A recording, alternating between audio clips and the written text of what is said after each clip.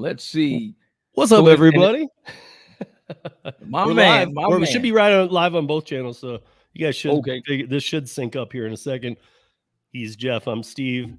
We haven't done a live stream yet before. First one, man. This is it. I This know. is it. We've been This rocking is on it. each other's channel for a while now, though. I know, I'm and always you know, in your comments. It's funny, man. Like I find myself more and more, even on my audio podcast, which was the first thing that I was doing, but I find myself even like quoting, not necessarily quoting you, but talking about something you talked about. And I always give you the credit. I'm always like, you know, Jeff was saying, and I'm like, God, that's like the only person I really give information about anymore. Like, because nobody else has any. Yeah, thanks, man. I mean, like you and I see eye to eye. We know that every TOS says we're independent contractors. Well, guess what, guys? Go look at every state is this close to the same. Go look at what an independent contractor is. Yep. And a lot of people, Jeff's been telling you guys this forever. I have too. So let's. Yep. Stop thinking you're an employee. You did not walk into human resources to get this job. You are a business right off the ground. And 100%. It's like run yourself like a business. Yep. So yeah, this has been coming for a while, guys. We'll see what we get through. Who knows what we'll get into. I'm stoked to have Jeff here though, and finally be doing this. So I put a starting topic, a jumping point, because you see my hat on, Dumpling. I don't know if you're familiar with the Dumpling platform. Yeah, I've heard you talk about it before. Yep. Okay, so it's definitely you set your own prices. You have to find your own clients. They're not dishing them out to you. This is what you're talking about all the time. Private rides, get private clients, blah blah. This is what that is.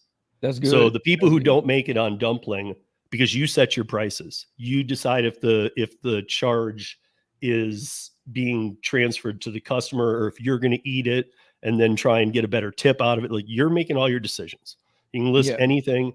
You can do anything. You can decide, I want to be a notary public, and you can add it to your Dumpling thing, and they'll fund you up to $2,000 on the card, $5,000 if you call.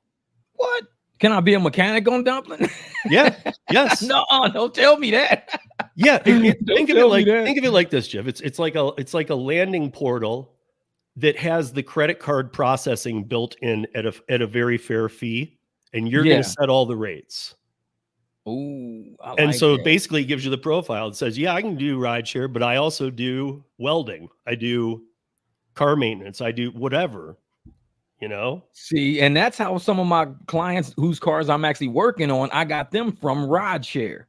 Yeah. And so, I don't know, Dumpling, man, it's a different type of app. It's not just a one-track app. It sounds like it's opening the market for all your talents. Like, what do you do? Like, hey, this is what I do. I like that, man.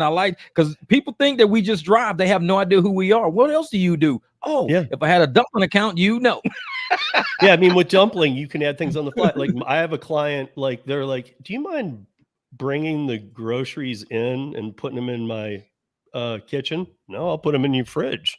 I don't care. Yeah. Like, and I mean, I even say, like, you don't know, I always get extra tips, but I always say, you don't have to pay me anything extra either. I'm like, I prefer that because Instacart tells you to throw it in the dirt. See, like, I don't want my groceries in the dirt. Yeah, just put it right there. It's like, no, of course I'll carry it in, dude. You paid a lot of money for this food. Of course I'll bring it in for you. Exactly. Like, and I mean, I do that with people's luggage and everything. I'll bring it into the house, even if you could just leave it there. No, let me just bring it closer to the door for you. I'm not leaving your luggage in front of the garage. I'll bring it up to the door at least. It's like, man. Yeah, but you can add on the fly. They can say, hey, are you able to walk dogs? Yup. I can charge you this. And then you can, I do, like, if somebody has me do 4 different shops, the way I have mine set up is $20 per stop minimum. So if you want $1 worth of things, $20, and then or 15% once it hits 150 of the grocery total or each store's spend. Yeah. So I'm getting 15% if it's over $150 on 4 stops or 1 stop, and then they tip me. Then I did one today. Took me 25 minutes. I made $58. Damn, that's good. That's good. That's just a client who just needed. Yeah, she's like, that's over $100 today. Yeah, she was like, I know that you only do tomorrow, but can you do it today? I'm like, yeah, no problem. See, that's how. That's how we treat our business. Clients. Yep, that's exactly how we treat our clients. Like yesterday, when I was doing my rides last night, is when they hit me up. Hey, Jeff, my mom and my son are coming back from Mexico. Can you pick them up tomorrow at 6:12 p.m.? I got them. Don't worry about it.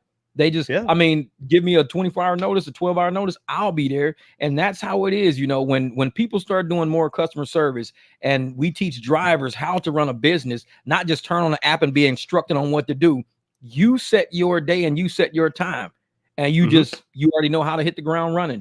And we're working in the on Dumpling drivers, app, man. even you set the times that you're available, how many tasks you can be taking on from clients during that time.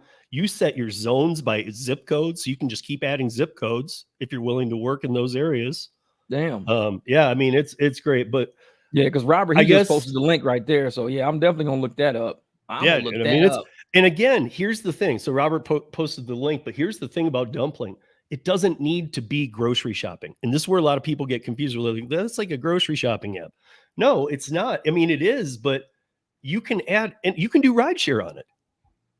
So you can say, hey, I'm a really good driver. You can put that on one of your things. Like I do rideshare, and then they'll connect the person's card. Anytime that person wants to use it, they just do it through the Dumpling app. It goes directly to you. There's no other people involved. And it's a fixed percentage on the processing fee. Yeah, that's what I'm thinking, the processing fee. So like that's easy. It's transparent, honest business. Thank you. Man, I like that. And that's what it is, man. Cut out the middleman. Because right now we running with Lyft and Uber, and you know, we're walking away with 30% of the transaction, 35, 40% of the transaction. That's what we're walking away with on a lot of occasions. Every once in a while, it'll be lopsided where they'll give us more than what the rider even paid. But that's like, you know, every blue moon. You might see that once every like 3 days where you get paid more than what the driver paid. Otherwise, if you're not declining and reclining everything, you getting paid scraps, because these people are paying, you know, today. I was just arguing today with some James, man. I'm like, I'm working on James right now, not King James, this other James. And the lady paid $96 for a ride from the airport all the way up past the 202, $96, and he got $40. I was like, bruh, those are rides you convert. No, don't do that, man. It's like, that hurt my heart just hearing he got $40. That hurt me, man, because I love my drivers, man. That hurt my heart. I was like, $40, man. Yeah. I mean, so here's I got to give you accolades on where I took a page of where you actually kicked me into gear for something I was trying to do for a while. So I'm on Instacart. Instacart sucks. Every day it sucks. I mean, some people have better luck than I do. I've said, Tony, the Driven Dad's in here, he can attest. Denver sucks for Instacart. They try and 80 units, going to have 20 gallons of water, and it pays $2.40 for 2 hours. I'm just like, dude, this is no tip. Like, seriously, dude. And they want me to pick up their produce. You're paying me $2. You want me to pick out your produce? No, forget that. Like, nah, dude, like, they need to call a neighbor for that. Call a neighbor for that. Like, I knew for a while. Like, I don't know about you. I'm picking off things. I try and get my private things going on too. I pick off things carefully. I make sure that I've got a good vibe with that person before I do it. I don't just kind of do it to everybody. Yeah. And there's some people that I don't like. I wouldn't want them as clients. True. So, like, yep. I mean, but when you started talking about personal rides, for a long time, I had been saying, you know what? I wanted to make a card with a QR code to my Dumpling, because I have like over 70 deliveries, all 5-star ratings. My clients love me. And from the QR, it sends you right there. And so every Instacart, I've been doing Instacart on the weekends, and only a couple on Saturday and a couple on Sunday. And I'm very particular about which ones I take. So they're all $3. So why am I taking them? I'm not even looking at the pay anymore. I'm trying to make sure that maybe they don't need too many items, because the pay is going to suck. But I look to the house where it's going. If it's going to a McMansion, I take it. And in there, I shove my flyer. I'm rolling the dice. This is like full blown rolling the dice, because you were like, picking off private clients. I'm like, I wanted to do this for a while. I'm like, screw this, dude. I'm going to do it. I mean, what? They're going to deactivate me? From what, $3? Yeah, I mean, that's my point. Like, but I might as well pick off some clients from it. Yeah. Because you got to take a risk, because they're taking a risk anyways. Yeah, I do. I do last mile and other things on the weekdays. I get up at 4 a.m. I'm home at 5, 6, and I make good money just doing last mile. So people are like, "Why are you doing like $10 worth of DoorDash on Sunday and 10 on Saturday?" And I'm like, because it's not about like I don't. You could not pay me for it. You're being paid to market yourself. Basically, is what you're doing Yes. on the weekend. You're being paid to market yourself. So Instacart, DoorDash, they're paying you to market yourself to the people that you need to attract. That's all. And that's how we use Uber and Lyft. They're paying us to market ourselves. So you pay me to go pick up some kids from the bar. They're all going to get my card on the way out, and I'm going to get a phone call from one of those kids. Hey man, we got a group of 5. How much for? I'm like $30. Perfect. Hey, he said $30, guys, because I know the app will probably give me like 11. It's like $30. And it's like, all right, he said 30. Let's do it. Let's do it. But like, I can sit down and show them how I can make almost twice as much, if not more, on deliveries, and I just admit that. And I tell them I'll get it so that you're paying at least 70% or less of what you were paying from Instacart for the same order. Because we know Instacart, this is just an example. Instacart, they mark up the items, they do the service, blah, blah, blah, blah, blah. So they like, by the time you're out of there, it's backwards screwed. But when you do it through Dumpling, I can type in their phone number, they get the in-store discounts. They can put in digital coupons, get those. Here in Colorado, you get gas points, so they save money on gas, all from my dumpling shop, and they get in-store prices. And you are required to give them the receipt, which is the opposite. Instacart says, do not give them the receipt. Because they say, hey, don't be transparent. Don't show them how we're screwing them. That's what they're saying. So my new thing is I just take the flyer, and I actually have been stapling the receipt to it. You're going to have a bunch of people like looking at Dumpling now. You have a lot of us looking at it. I actually have handwritten on those, like, please don't throw this away. I can save you a ton of money with A+ service.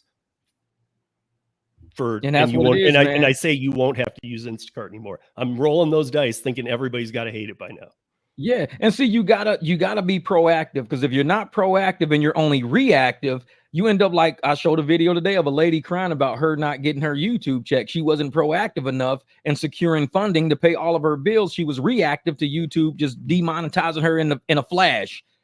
Same way with this is all casino shit. You've got to be proactive in what you're doing. If you're going to be a true independent contractor, already have plan A, B, and C in order. When A falls apart, go straight to B real quick.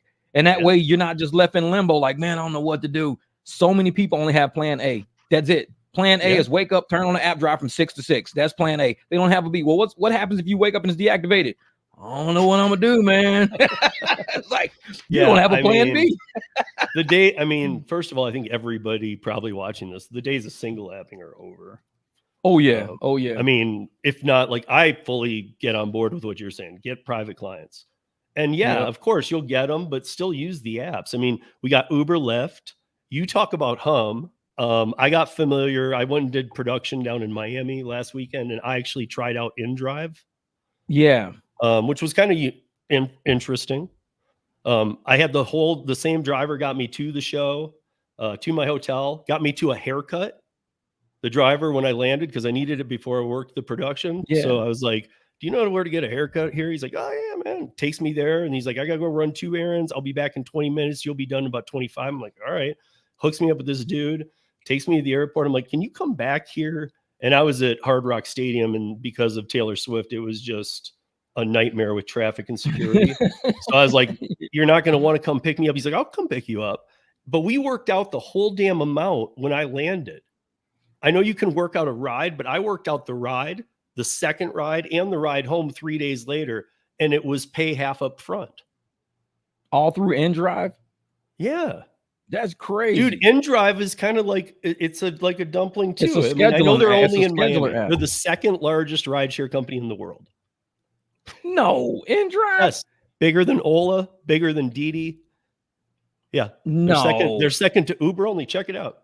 I mean, I'm talking countries. They're only in Miami here. Yeah. So they came over here and they're starting in Miami. It's huge. Yeah.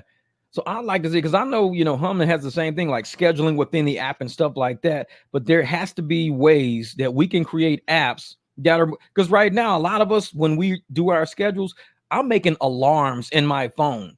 2:00, don't forget to pick up such and such at 4:30. There has to be apps that we can do all of this stuff through. So it sounds like, InDrive is something that it can happen like that. Does Dumpling do the same thing though? Can you schedule stuff like that in the app of Dumpling? Oh yeah. And there's communication within the app. I communicate with my clients all the time. Oh, They'll be okay. like, "Oh, I was going to put this order in today. I forgot, and now it's after your hours of delivery." I'm like, "What do you need?" They See, tell me, that's I'm what's like, up. "Let me Personalized finish up service. this, and I'll get it done for you. I'll probably be there in Man, about an hour." I love the sound of that, because that customer, business relation, I love that, because everything going through Lyft and going through Uber, it's been filtered, and Yeah. they know they're getting a much bigger cut of that filter. Even when somebody says, "Hey, I need to make a stop over here," I'm like, "Do not put it in the app. They're going to charge you $14.99, and I'm going to get $4 of that." It's like, do not put it in the app. Just give me $10. That's it. QR code, I'll just give you 10 when I come out the store. Lady walks out, gives me 20. Hey, I'll just give you 20 anyway. You're so cool. Appreciate it. Do not put that in the app.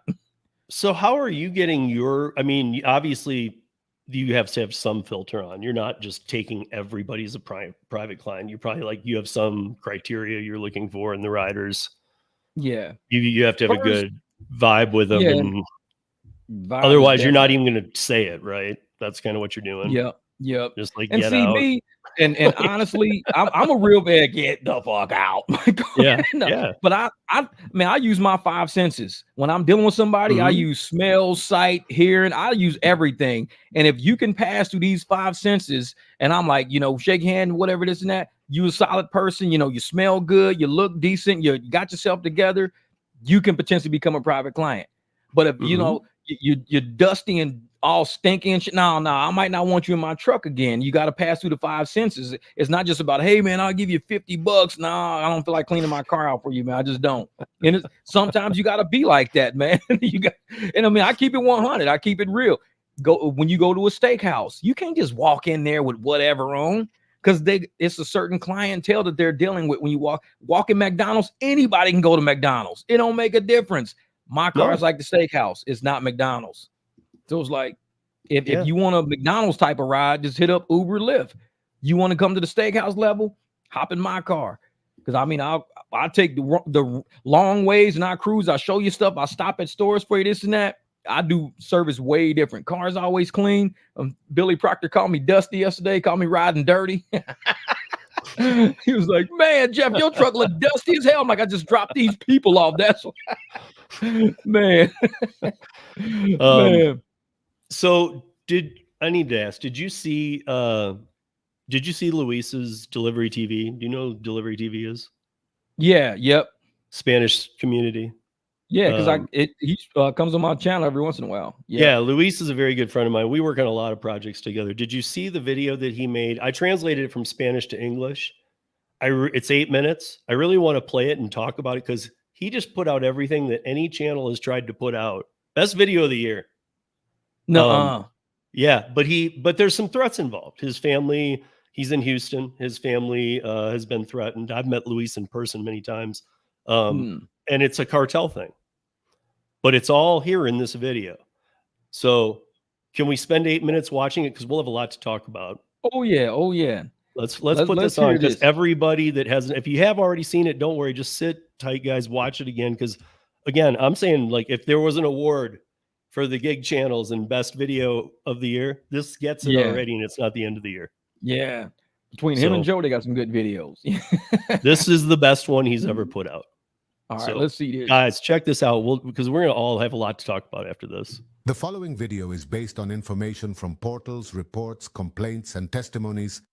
The dark side of delivery apps, a network of fraud, bots, and fear. What began as a revolution for independent workers is now plagued by alleged fraud, exploitation, and broken promises. Uber, DoorDash, Spark, Amazon Flex, all of these platforms once offered flexibility and good earnings. But the current reality seems to be much darker, from the commercialization of fraudulent accounts to potential identity theft. The gig economy is in crisis, and honest drivers are paying the price. The rise of delivery platforms, an unfulfilled promise. Just over a decade ago, these platforms offered something novel: job flexibility, and good earnings. The proposal seemed incredible. Being your own boss, working at your own pace, and earning a decent income. For some time, this promise was fulfilled. Drivers for Uber, DoorDash, Amazon, among others like Instacart and Shipt, were able to earn between $15 and $25 per hour before deducting operating costs. On average, they received around 70% of each trip or delivery, which allowed them to cover expenses such as fuel and maintenance and still left a sufficient margin to live comfortably. The change, more drivers, less income. Everything began to change in 2019. Demand grew exponentially during the pandemic, and with more drivers on the platforms, fares started to decrease for passengers. However, it is reported that the costs have been transferred to the drivers, who now face commissions of up to 70% from the apps, leaving many with only a fraction of their previous earnings. This pattern has been repeated not only with drivers but also with small businesses that depend on these platforms. In a conversation with Flex, an entrepreneur who launched a cloud kitchen, he told me that the commissions were so high, almost 50%, that he was forced to close his restaurant. So I start with the first question: who wins in this equation? The platform. Undoubtedly, the platform is the one that comes out on top, whether it is Dorda, Sugar Eats, or Grubhub. The collapse of net profits. For drivers, the effect was devastating. While they could previously earn between $15 and $25 per hour after deducting costs for gas, maintenance, and insurance, many ended up earning between $8 and $12 per hour. In Dorda, for example, drivers earn a base pay. Payments range from $2 to $10 depending on various factors, but the reality is that it is rare to see base payments exceeding $3 per delivery, which means that drivers heavily rely on tips to reach a decent income. However, due to high service costs, many customers have stopped tipping or have reduced their tips, leaving drivers trapped in a daily struggle to earn enough. The rise of fraud, fake accounts, and bots has compounded the issue. In addition to financial problems, an even bigger issue has emerged: fraud. When I started my YouTube channel, Delivery TV, I began receiving reports about the use of bots that accepted orders faster than human drivers, giving certain drivers an advantage. This was compounded by the alleged sale of fake accounts in a black market that has grown exponentially. Allegedly, malicious actors have created a black market for fraudulent accounts using stolen identities of American citizens, sold by individuals in South American countries to distributors in the United States. These identity packs would be sold for hundreds or even thousands of dollars, which has severely affected legitimate drivers who have to compete against these accounts for work. The trap in Amazon Flex and the manipulation of warehouses. Amazon Flex has not escaped this problem either. Without the use of bots, it is practically impossible to obtain work blocks. Additionally, organized groups have taken control of many warehouses, where they decide who works and who does not. These groups, which often have colorful names like Free Money, intimidate drivers and in many cases distribute bots. Internal complicity and organized scams. The problem does not end with bots and fake accounts. Some reports suggest that employees within the platforms may be involved in the fraud. Just a few days ago, we learned about a fraud involving DoorDash for $1 million, where support agents were accomplices. In the case of Spark Driver, it has been reported that scammers exploit payment accounts from services like Branch and One to withdraw funds generated by fraudulent accounts, allowing withdrawals of up to $10,000 at stores like Walmart without requiring additional verifications, removing Branch or One as options in Spark, and leaving only direct deposits to the personal accounts of drivers. It could help curb some of the fraud, as it is one of the main tools used by users of irregular accounts to withdraw money, but all these suggestions always fall on deaf ears. Manipulation of verifications and forgery of documents. In addition to the use of fraudulent accounts, scammers allegedly manipulate facial verification systems and forge documents. Testimonies have revealed that workers within Spark, specifically from the company DDI, are allegedly selling links for amounts ranging from $1,000 to $10,000 to hackers so they can change critical information such as social security numbers and driver's licenses. These links would allow for unlocking deactivated accounts or creating fraudulent accounts, which further exacerbates the situation. Friends from Spark, friends from DDI, of course I offer you your right to reply. Do you have anything to say? Consequences of identity theft fraud. The problem of identity theft has escalated so much that recently Business Insider revealed how people who have never worked for Uber or DoorDash received 1099 forms from the IRS for income they never earned. A particularly striking case is that of Brandon Emerson, who received a letter from the IRS stating that his wife owed $10,000 in taxes for earnings from dollars that she never received. This is not an isolated case. Faith Gardner from Richmond, California, received forms totaling $66,000 in income from DoorDash, despite never having worked for the company. The sale of stolen identities is just one part of a much larger scheme that would be affecting thousands of American citizens. The case of Priscilla Barbosa, the queen of the rideshare mafia. Another notable case was covered by Wire, where Priscilla Barbosa was accused of generating over $780,000 through the creation and rental of approximately $2,000 fake accounts on platforms like Uber, Lyft, DoorDash, and Instacart. Barbosa, known as the Pi Queen of the rideshare mafia, operated a fraud network that allowed her to make large profits using stolen identities and fraudulent accounts. Adding Barbosa's fraud of over $780,000 reported by Wire and the $1 million fraud in Dorda revealed by 404 and CourtWatch, it amounts to almost $2 million, and this is just the tip of the iceberg. The fear and insecurity of honest drivers. This climate has created an atmosphere of distrust among legitimate drivers who fear reporting due to the risk of being intentionally disconnected or facing retaliation. The informants assert that those involved in the fraud are not usually violent, but the high level of money at stake could generate risks. A broken system that needs to be corrected. Today, what was once an innovative solution for flexible work has become a system plagued by corruption and alleged fraud. Drivers no longer trust the platforms that once promised so much. Although there are those who manage to make a living, the barriers continue to grow. The story of gig economy platforms is a story of broken promises, of opportunities turned into traps, and of a system that, if not corrected, continues to allow the alleged corruption to grow unchecked. My name is Luis Berti. Here I leave you a related video. And if you like this, please give it a like and subscribe to the channel. Yeah. I mean, it was tackled all quickly. I see a couple comments. I'm really glad that this guy, I know Luis, and but yeah, it's all real. Because I saw another comment from Sam that man, Sam, come on, bro. He's feeling, I know it. But see, most of us who do ride share and we've driven it, we know Sam is just saying that shit for attention. Honestly. Oh, I know. I'm just pointing out to everybody else listening.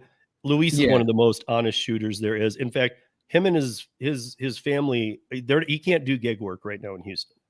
Damn. There's people watching for him. Like Sergio and I did a live with him this week about all this.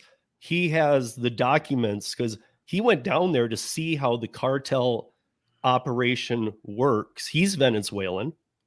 He went down with a Venezuelan to where they give you a car, 3 phones, and you come back at the end of the week and they just give you an amount of money. It's not even, there's no way to check what it is. Nope. You hand them the 3 phones and they just say, okay, cool. Here's $30. Now go do it again. Man. And so they know who he is. He released all this stuff along with a lot more. His main hope right now, and that's why I hope everybody that can, please share this, because we're trying to get as many media people to pick this up as can. Oh yeah. And I think I'm partially getting shadow banned because of that airport video I put out. Kind of went like a little it was 30,000-40,000 views on it or whatever. I was going to ask you that exact same question. I know you've talked about lately your channel's been a little throttled. And I was thinking, do you think it's because of your posting habits, or do you think it's like not necessarily just that video, but it's my content. It's my content. And yeah, I mean, I've got emails from people. I have removed so many comments on videos saying, man, you better watch who you talking about. Remove. Man, you better watch it. Man, you don't know who you dealing with, man. You don't remove. I remove all those comments off my videos. And I know these people don't want me talking about it. And they keep posting comments on my videos trying to threaten me like I'm scared. I'm like, no, I'm leaving. Man, you better take these videos down, because if the certain people see this kind of video, remove comment. I get rid of all them comments. I'm like, no, the truth has to stay up there. We're not going to let crime and corruption overtake an industry and put us all in fear. Nah, not happening like that. If y'all scared of being caught, then stop doing what you're doing, because it's all out in the open. Everybody sees it. Yep, they all ops. That's it, all ops.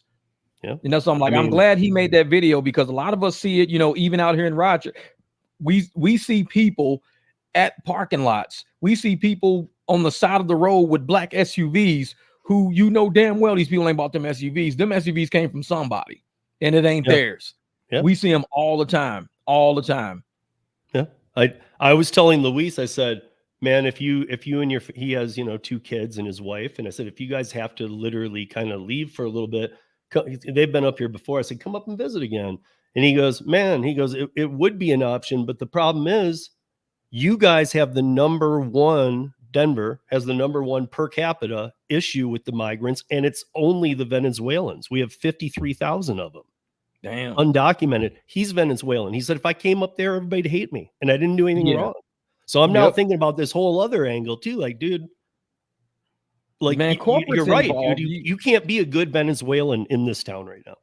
Yep. And that's the thing. It's the corporations that are involved in making money on the back end. It is the corporations and the politicians and everybody who's just sitting back allowing it to happen. They see, because we're just average common people, and we see it. You know, they see it because they see the data. They see everything in droves. They see the police arrest. They see the, you know, if you pull somebody over, you gotta just let them go. You know, give them a trial date. Like, wait a minute, trial date in like 2-3 years from now, and these people are just doing whatever they want to do for 2 or 3 years. It's like, you guys see what's happening.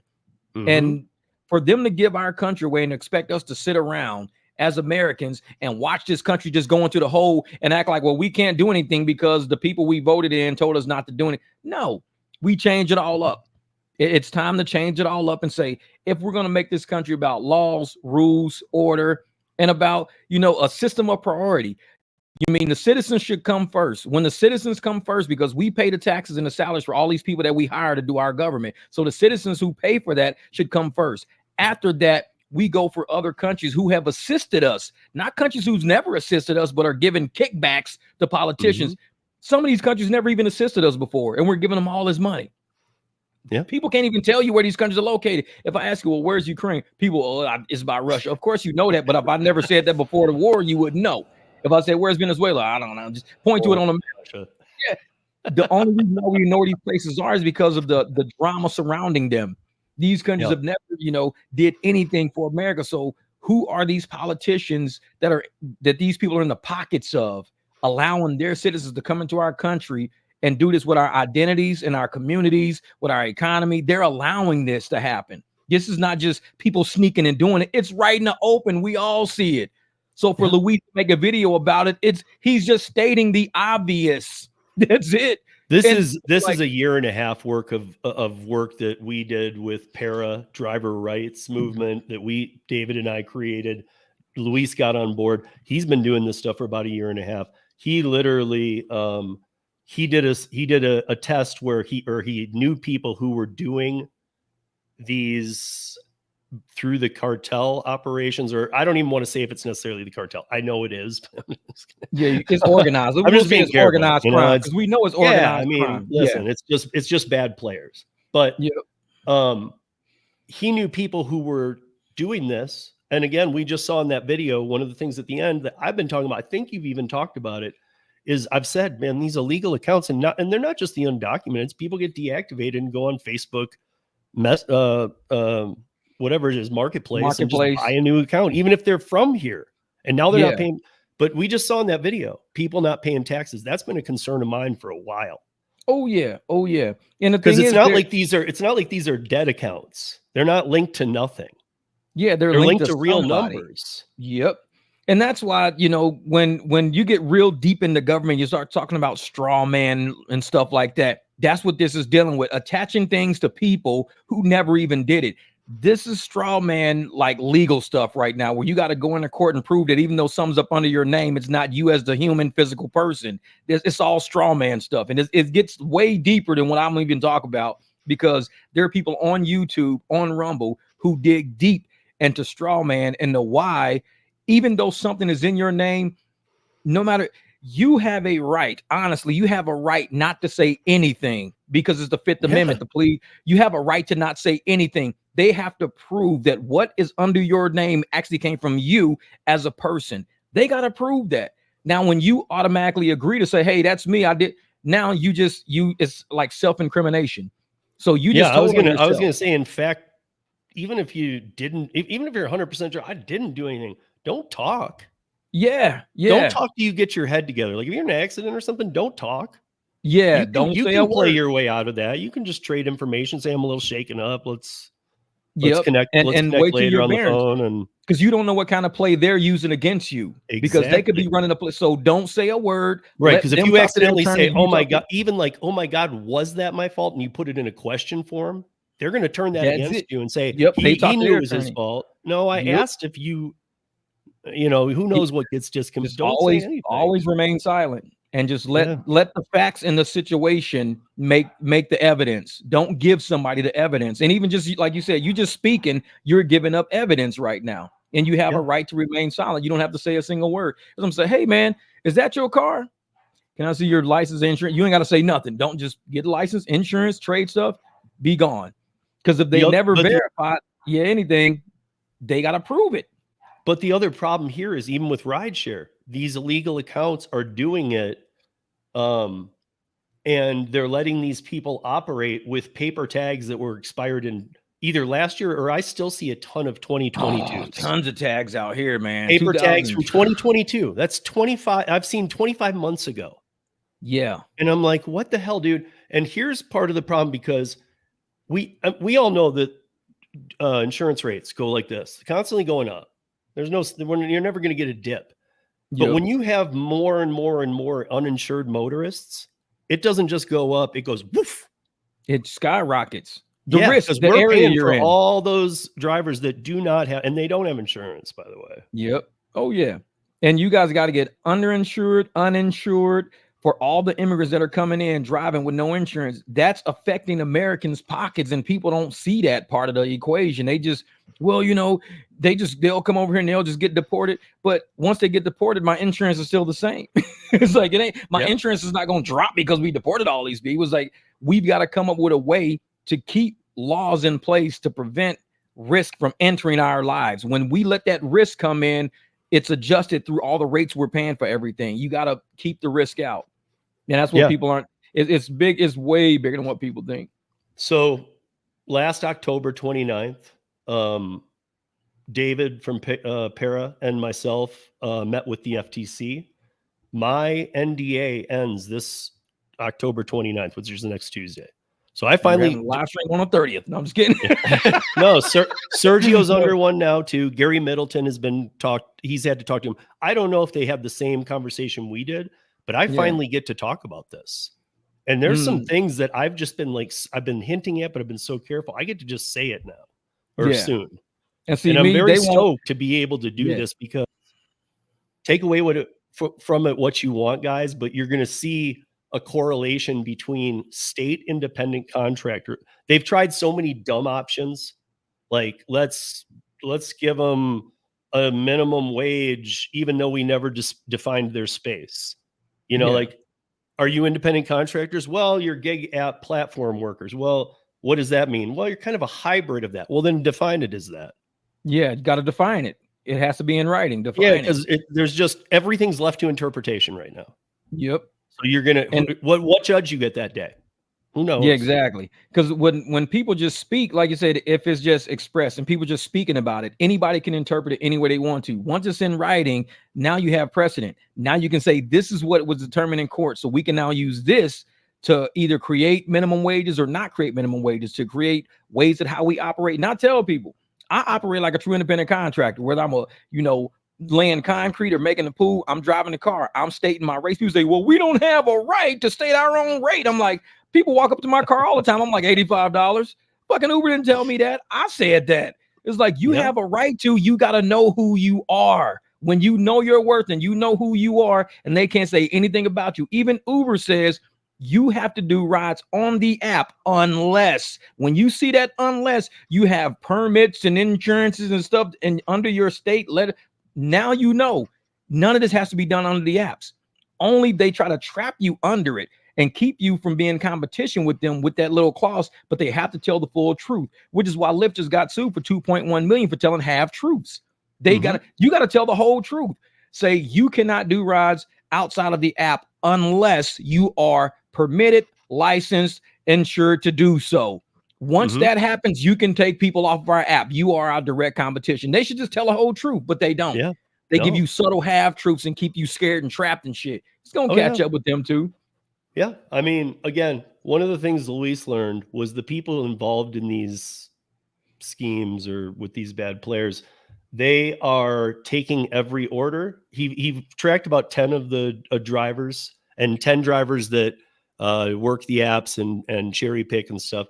There's all kinds of things going on deeper than the video itself mentioned. There's those guys who take every offer. He found that none of them had facial ID.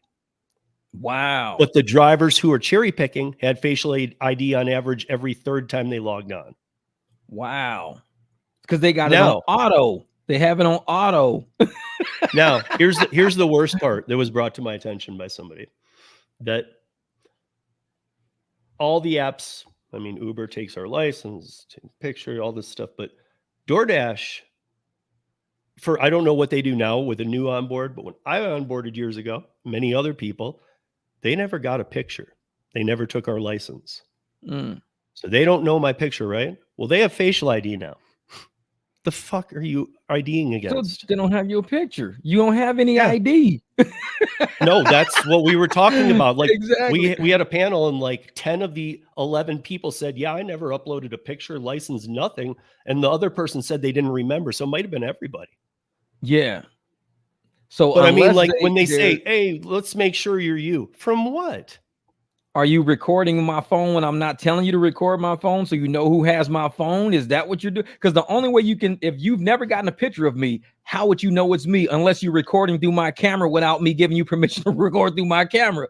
You wouldn't know. My kid could have this phone the whole time. Even that. And then he pulls up and is like, who's that? Oh, that's my dad. Wait, but so you must be on his phone playing games the whole time because every time we snap a picture, it's you, little kid. Yeah, it's my dad's phone. Give the phone to your dad. Like, yeah, y'all been recording on my shit. That's what you've been doing. Because if you never send them a picture of who you are, how would they know unless they're unauthorized entering your camera system? That's the only way they know it was you.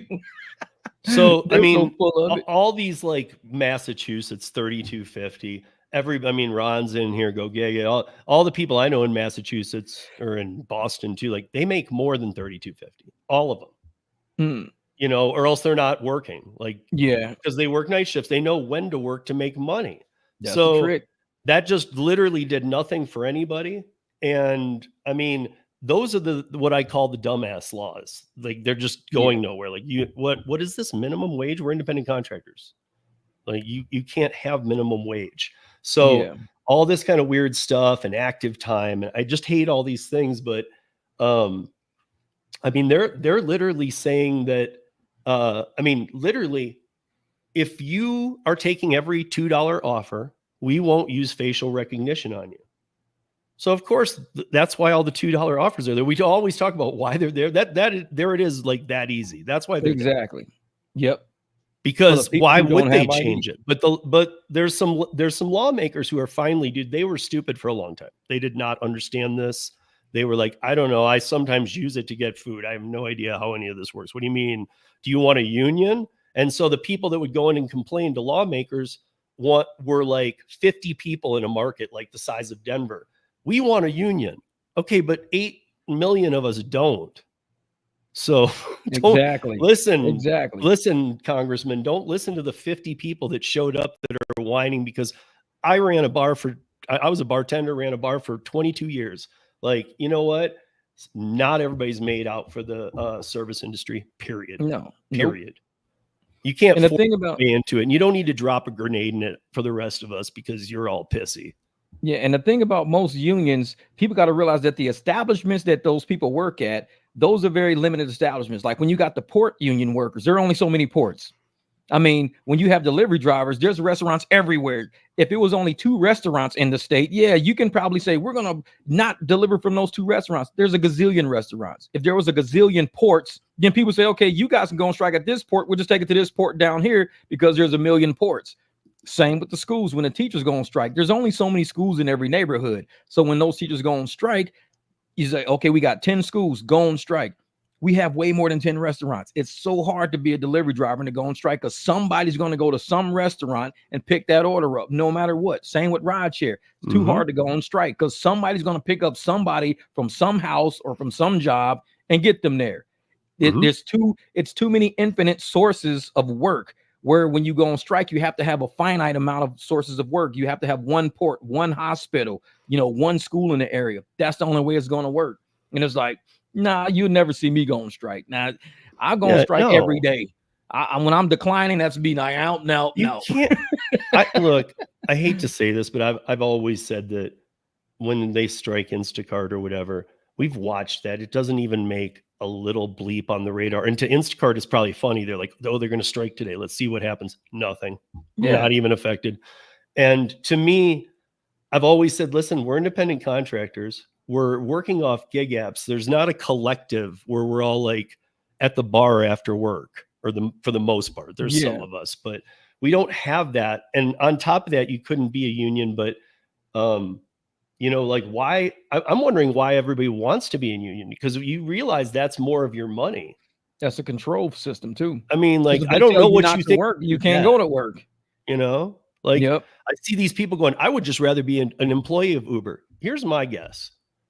Not 1% of you would actually follow through on that bad call. Nope.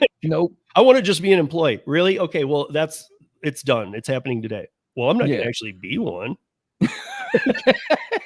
You might got to take those $2 orders now. Yeah. But see, the thing is, they want to be an employee, but then they want all the amenities of being an employee, just not the actual duties of being one. An employee is a grunt. They're a grunt. You're going to be doing a lot of grunt work. And nobody wants to do grunt work at this level of life. I'm not going to be a 51-year-old letting some 23-year-old tell me, Jeff, do this, do that, or else I'm going to get fired for insubordination because I didn't pick up $2 orders and run all my gas out of my car. And it's like, you want all the amenities of being an employee. It's gig work. It is not true employment. It's a business that you have to make decisions for to be profitable for you. And if it's not profitable for you, then don't do it. Just like when I had that $150 offer and I told that lady $200, she said $150. I had to give it to Alan because it was profitable for Alan, but not for me because I'm 20 miles out. That means that's 40 miles round trip that I got to take in the calculation of what I'm doing. So I'm at 80. Alan's only at 40 or 50. That's it, because he's right there where they are. You got to sometimes say all money's not good money. As an employee, you can't make that decision. You got to do it. Jeff, you better go up, man. That's too far. I can't. You're going to get fired. You don't have that choice. That's why I'm glad, being an independent contractor. It's like, if I don't feel like working, I just don't. If I do, I do. No. And employees, you don't have a choice. Yeah. I mean, Josh is standing here too. I almost forgot about Trent. So if you guys don't know Black Car Trent, he's down in Florida too. And he has a couple of cars. He kind of runs a couple other people, and he gets private clients and all that kind of stuff. But he did a similar thing. His wife is from Brazil, and she has a cleaning business, and every one of her 5 employees is an illegal or an undocumented. No worries. I'm just going to put it out there. One of them asked if they could use Trent's Lyft account. So Trent let him, and they took every order for a week. Every one they didn't ask about it. They didn't do anything. They took every one. Their acceptance was 100 for the week. Damn. Now, the next week they said, can I do that again? He said, I need you to do something. And that's what Josh is saying. I need you to not take every order. I'll let you use it one more week, but you need to pick selectively the orders that make sense. You don't have to take every one. As soon as that second week happened, every day they were facial recognized. The first week, not once. Damn. And that was on Lyft? Yeah. I didn't know Lyft had facial recognition. Oh, yeah. That's crazy. Yeah. Uber does me like that all the time. I mean, it depends on the market you're in. Yeah, exactly. Uber you know does me all, like, and I don't even use they love Uber. that. They love having 10 markets have something. 10 markets have this. It throws us off. North, That's all. the Montana still has 50% top dasher. Top dasher is still a term, but it's not. Like they love it because then we all argue. Yep. No, I have a top dasher. No, you don't. Top dasher went away. It's tier system now. Like everybody's like arguing and they're loving it because they're like, dude, sweet. We don't have to have customer service because ours sucks anyway. Any publicity is good publicity, especially negative, because with negative publicity, it's gonna make people try to jump on it. That's all it is, man. Same thing.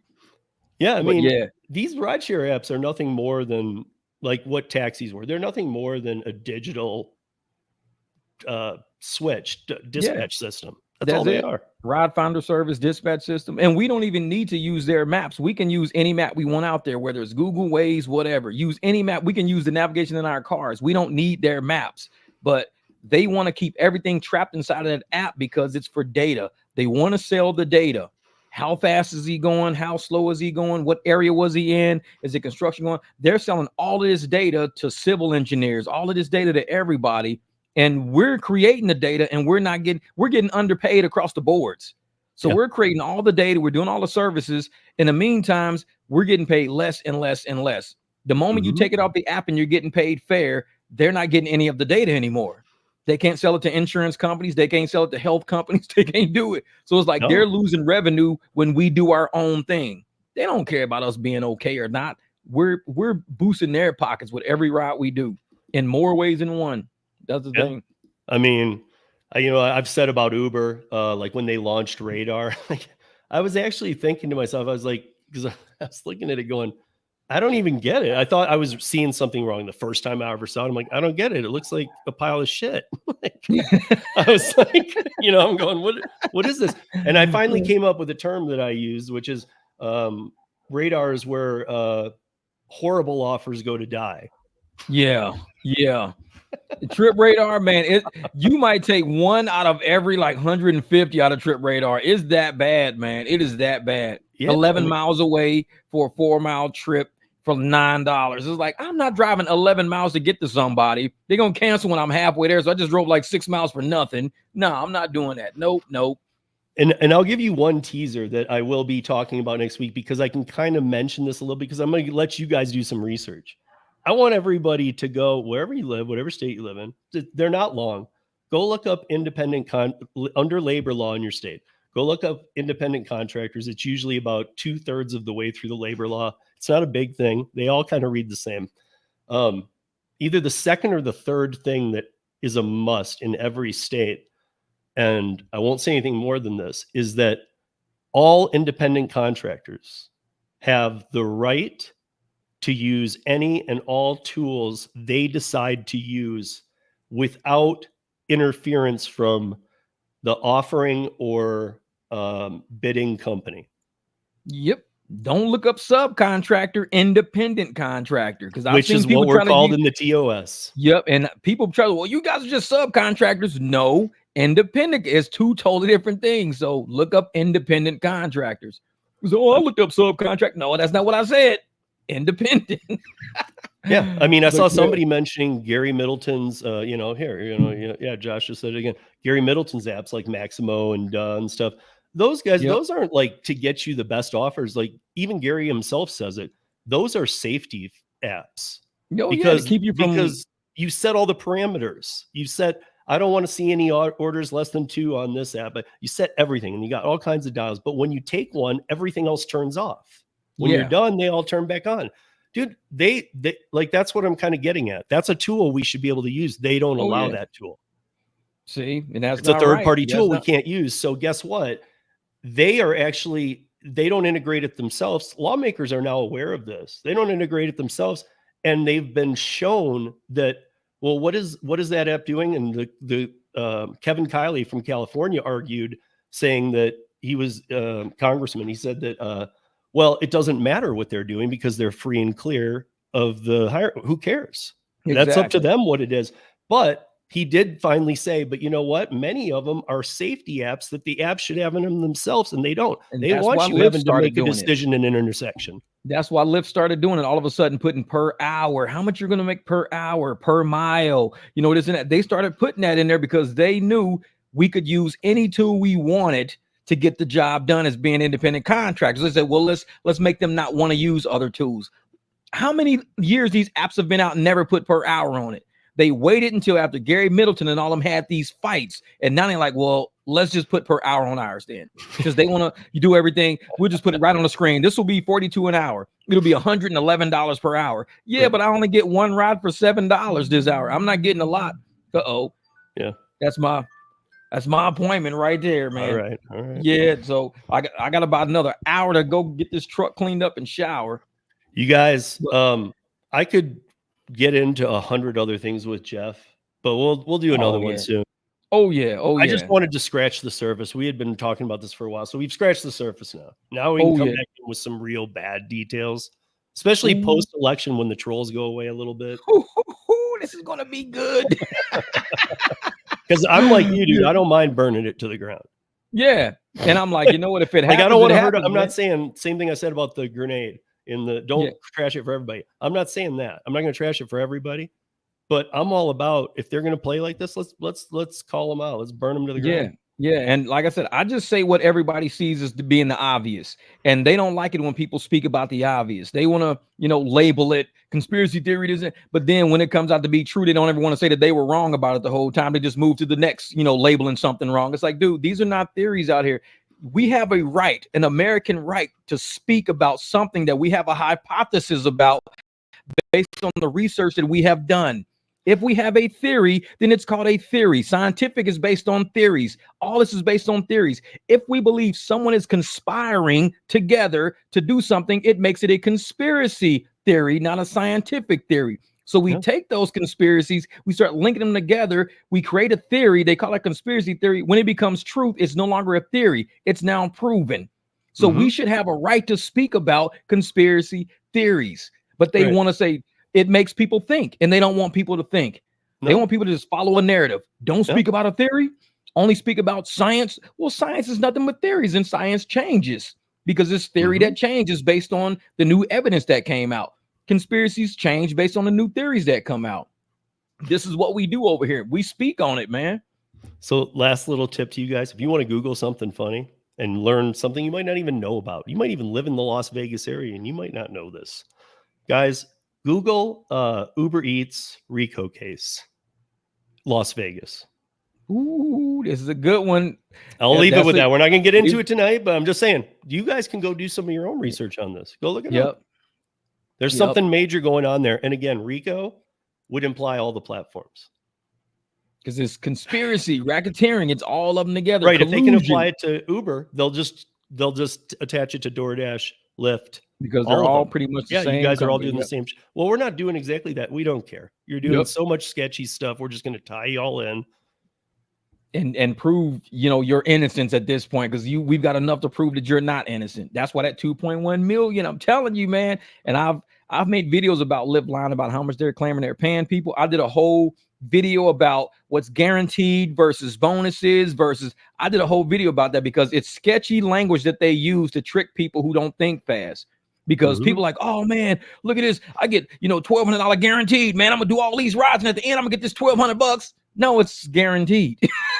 Right. Like, if you make 1201, they ain't paying you shit because it was guaranteed to be 12. And they'll throttle you down near the. We all know the game. Yep. That's it, man. We've done this for a long time. Look, I mean, they say it's an algorithm, and we don't like that. I'm starting to think this is the way conspiracy side of me.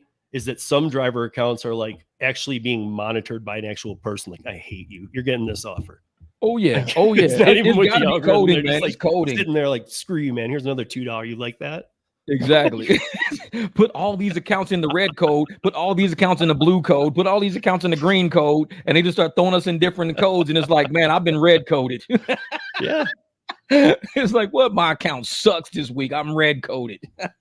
It's like, man. Well, all right, Steve, my brother. Hey, thank you for having me, man. Yeah, we got a lot more to talk about. We'll get past this election, guys, and we'll have a lot more to talk about. Oh yeah. We're gonna let this happen. I ain't gonna tear up YouTube too bad. Yeah, no.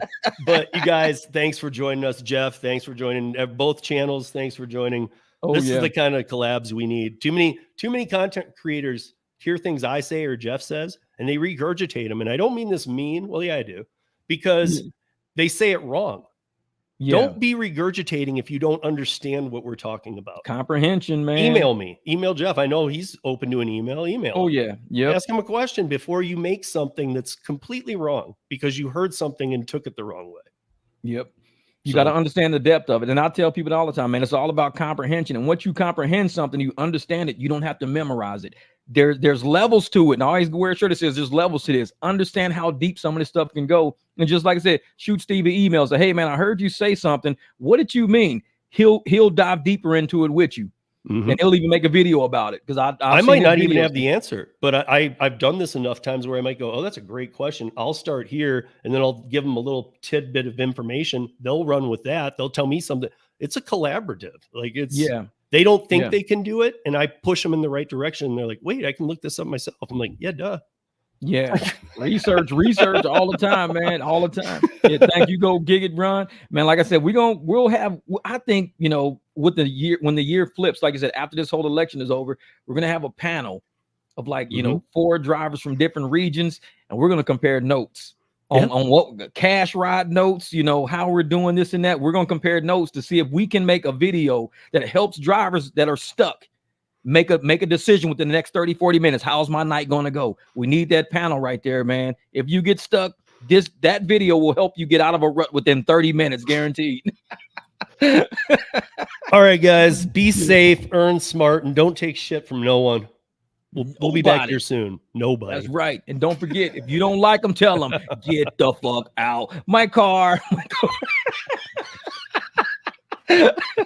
Great ending point. We'll just end it there. Get the fuck out.